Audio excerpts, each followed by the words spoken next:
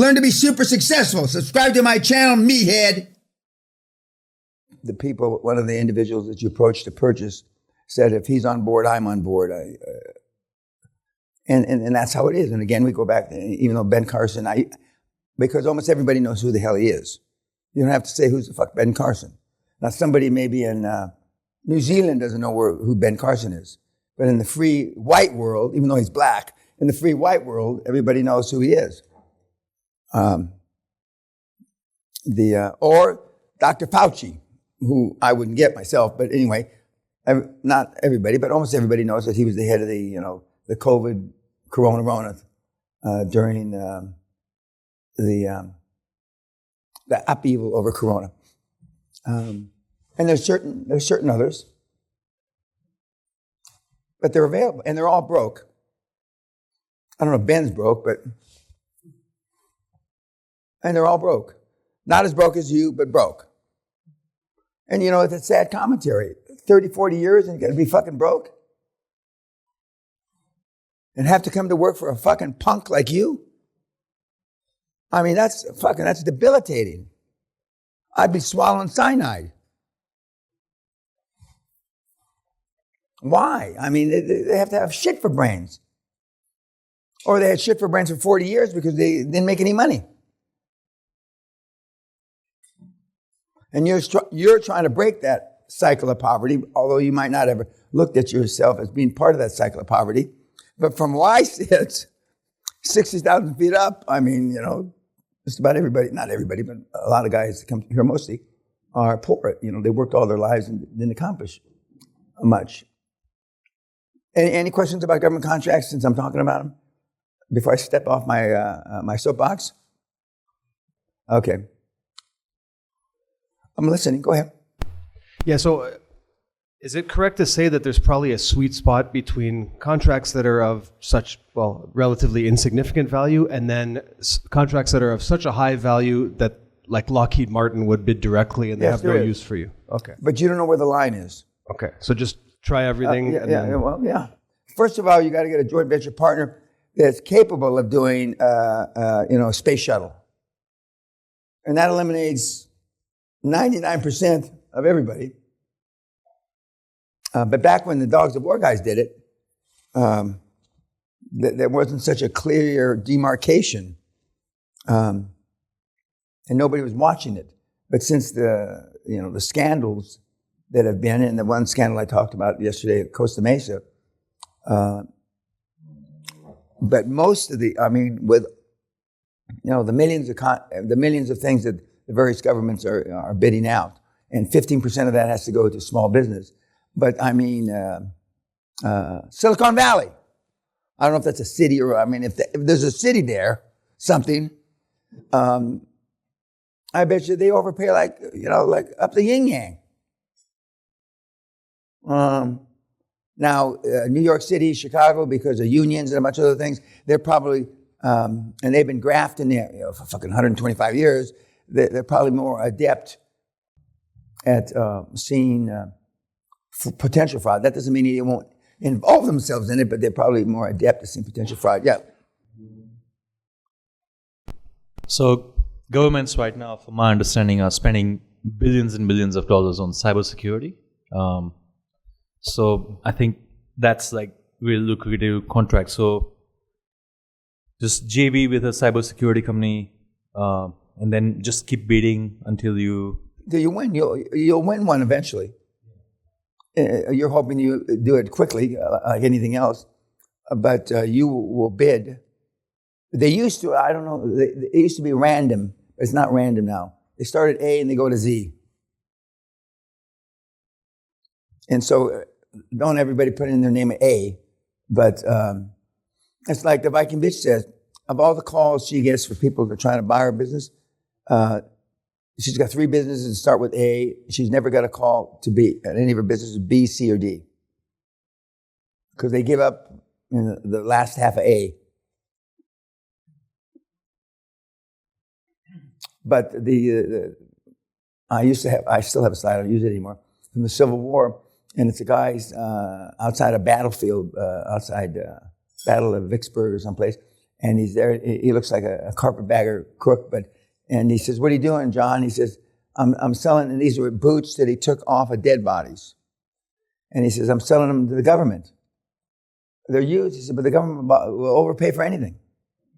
This is from 1865-ish. And they will. Yeah. And then just as a general sort of summary of the process. So you get your JV partner, and then you see a contract that you would like to bid on, contact the JV partner, sort of get them to price it out roughly, add 20%, and that should be your... No, I don't know about it. You ask them what they add. You're not adding the 20%. Because they have to perform against it. And if they've already done government business, they're within a universe of people that have bid and performed. Okay, and we're not going to be getting the margins that you associate with the product. You're going to get the top end of the margins that are associated with doing business with the government or the government agencies. And this is old information, but it used to be that certain departments of the United States government paid more. Okay, it used to be certain parts of the United States, state contracts, city contracts, county contracts, municipality contracts. There's a jillion. And they all buy stuff. And now, federal mandate, I forget what year it was, 76 or 63, something. You got to buy 15% of the shit from bums, homeless bums like you. And that was originally to help out blacks, originally. So it would have been in the late 60s, I guess, Martin Luther King-ish. And then all the Mexican immigrants to help them out. And we got a guy, he's not on the Hall of Fame because he doesn't want to be on the Hall of Fame, but he's a picture of, in my social media, of a Mexican guy riding around in his private jet. And he's sitting there with his legs crossed and he's looking out the window. He has a subset of in rocket engines. And the primary, I think, is Boeing, and the secondary, and he's the tertiary, he's the third one. And as he said, the crumbs off the tables. Now, let's look at Neon for a second. Okay. Originally promised, not contractually, promised $500 billion for Neon, Saudi government. It's a joint venture between Saudi, Egypt, and Jordan. Thank you. It's a majority owned by Saudi.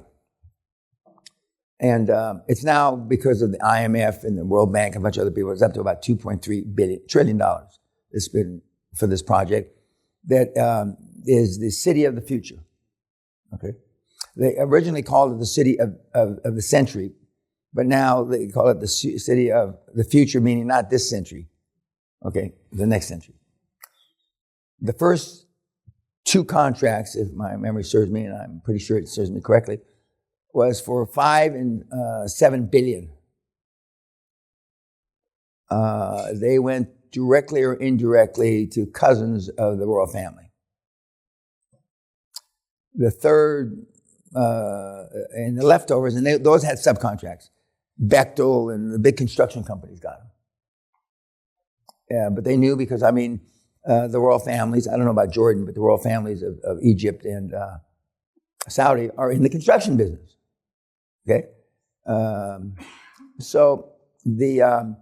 And now they've gone beyond that. I don't think they've spent $100 billion yet.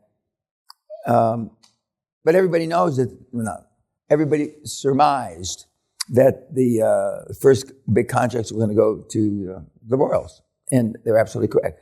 But even after that, even before it went up to $2.3 trillion, the money they're going to spend, and this is all government contracts. So 15%.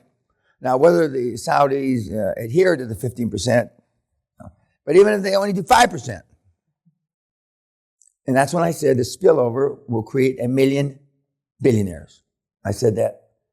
The contract, NEOM, was announced on the first week in November 2017, if I remember correctly. And I haven't updated it, but I mean, there's going to be more than 1 million billionaires, more. And I told anybody that speaks Arabic or is a quick study, I says, go to Neom. And a few of the guys did. A couple of them got thrown out already. A couple of them are there working on contracts. One guy that went to school with the grandson of King Saud, by coincidence, got a contract. But he's a PhD in mechanical engineering from the University of Munich, and he speaks fluent Arabic. So they didn't just pick somebody the kid went to school with. I'm almost positive they could have found another kid, PhD, that spoke Arabic that had no relation with the royals. But they picked him. So he's happy as Larry, don't give a shit. But those are all government contracts. There's government contracts to refurbish the Suez Canal. There's government contracts to refurbish the Panama Canal. And I can go on and on and on. And 15% go to homeless meathead cocksuckers just like you.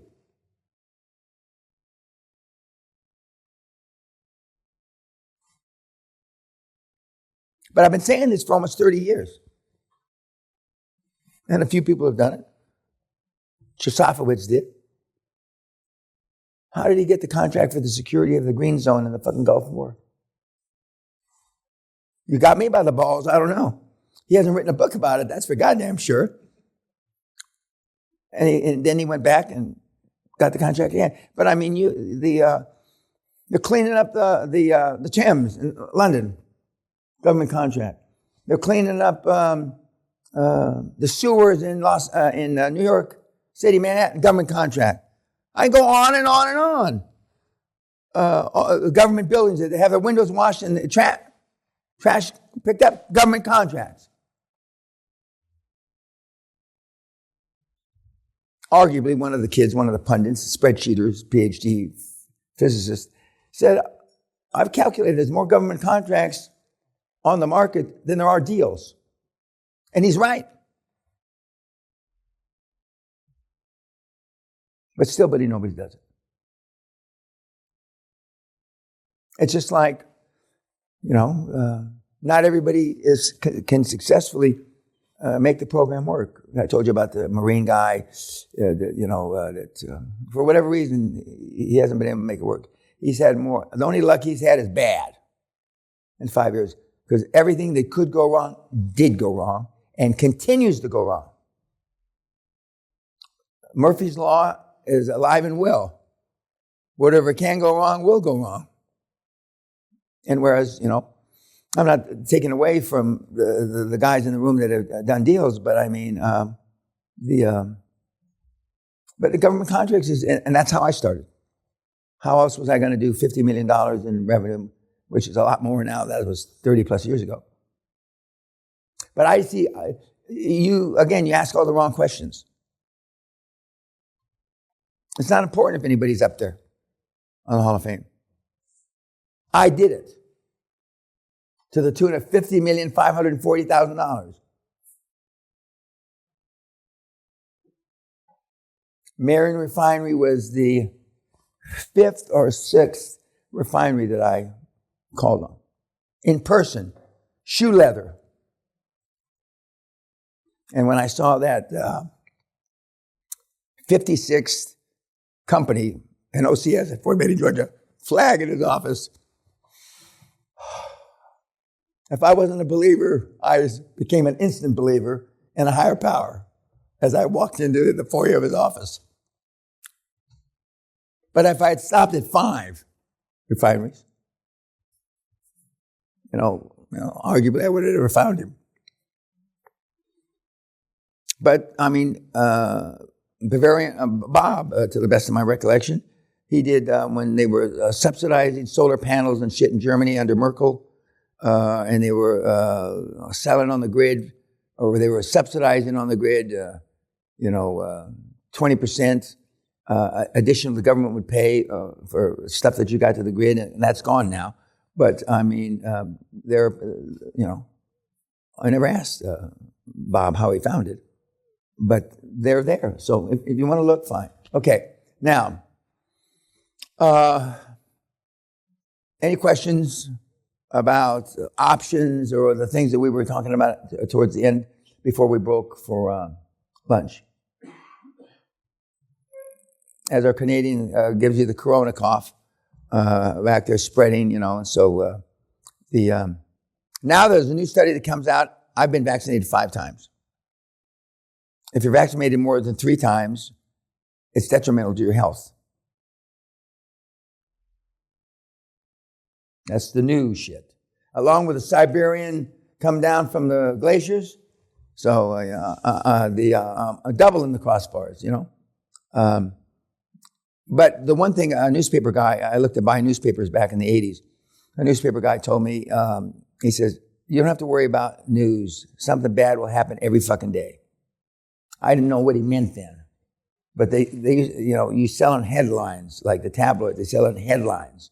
And he was right. I mean, something bad happens every goddamn day. I have a special feed for catastrophe kind of things. And every day it's full. 4 kids just drowned in Britain here. They broke through the ice. And I mean, Jesus Christ. And I'd like it to just filter that when adults die, I must have a soft spot, even though I don't treat my grandchildren too well. But I mean, I must have a soft spot, but I feel not worse, but it not touches me. That'd be a lie. But I mean, when kids, little kids are innocent, supposedly. Now, at one time, you guys were all innocent. Hard for me to believe sitting here looking at you and hearing you talk. But you were. Okay, so no questions. Okay.